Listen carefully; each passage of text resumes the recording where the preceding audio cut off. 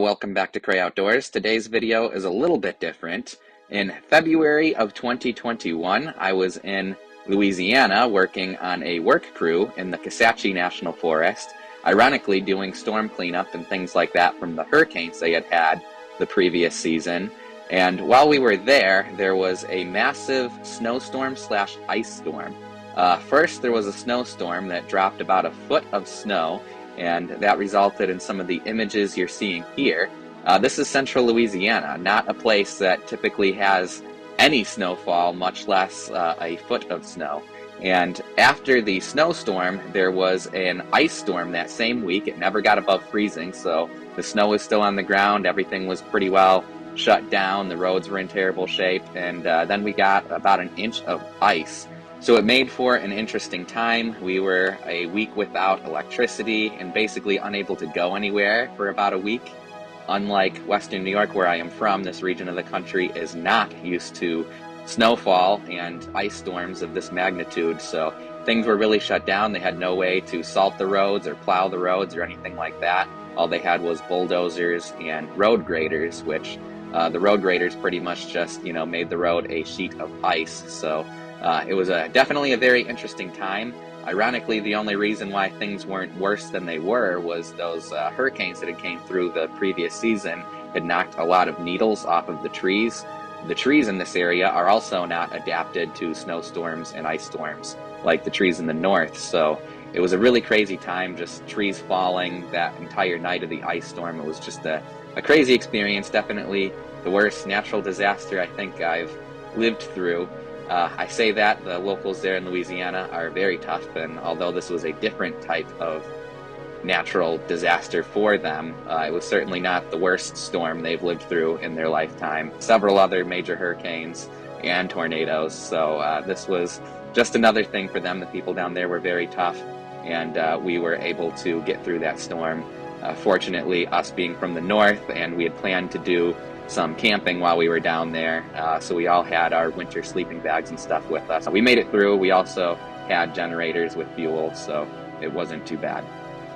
I wanted to make this video just to sort of document that experience and to share with the world these images of the Kisatchie National Forest covered in snow and ice. These might be the only images you'll ever see on YouTube of the Kisatchie National Forest in central Louisiana completely snow covered and then completely ice covered.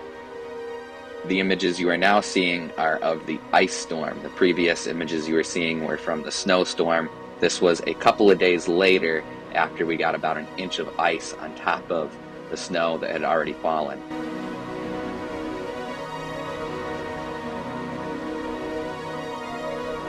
I will include some footage at the end of the video of the day the ice storm was happening as the trees and stuff were cracking and popping and falling down.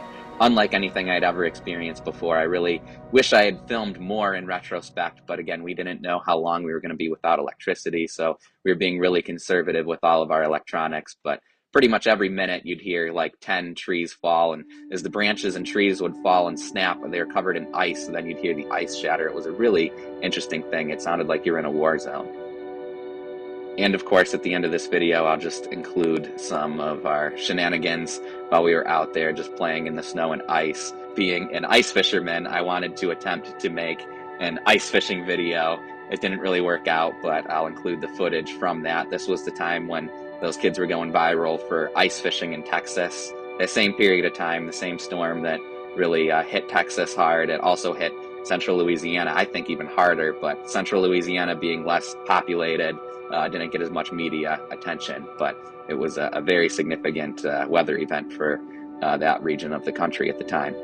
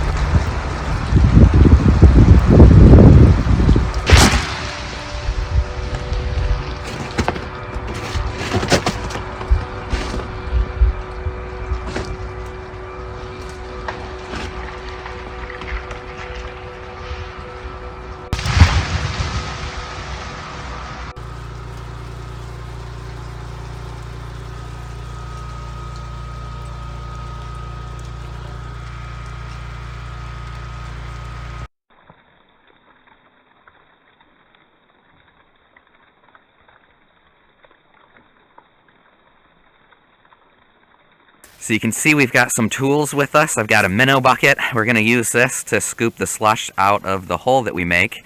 We're going to use this to break through the ice. And of course we have this dock/ice fishing pole with me. And I don't have all of my ice fishing gear. I left that back home in New York, not thinking I would need it here. We don't have any of our PPE or anything to attempt to get on this ice.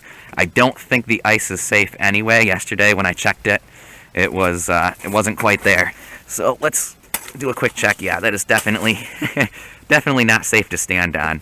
It was close yesterday, I will say. We had almost 2 inches of ice, which is all that you really need to stand on. But yeah, we're just going to break a little hole here and jig underneath this dock with ice fishing gear and attempt to catch some fish. This is probably as close to ice fishing in Louisiana as you can possibly get. Well, as it turns out, I don't even think I really need the minnow bucket to scoop anything. I was concerned that a lot of crud would be coming up from the hole here, but we've got some mealworms with us. These are actually really, really old mealworms. These are all the way from New York State. Still alive, somehow. I've had these things for a couple months now. But we're going to throw these mealworms on this trout magnet hook.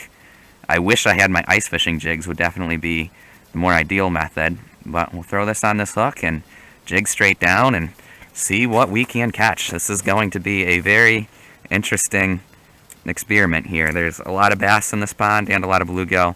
You can watch the video where I did a species assessment here. Well, thing about ice fishing, if one hole's not working, drill a new hole. Keep drilling holes till you find where the fish are.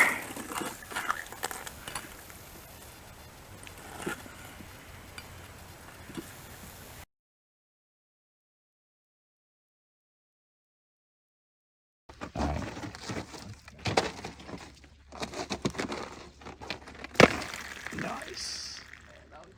Go.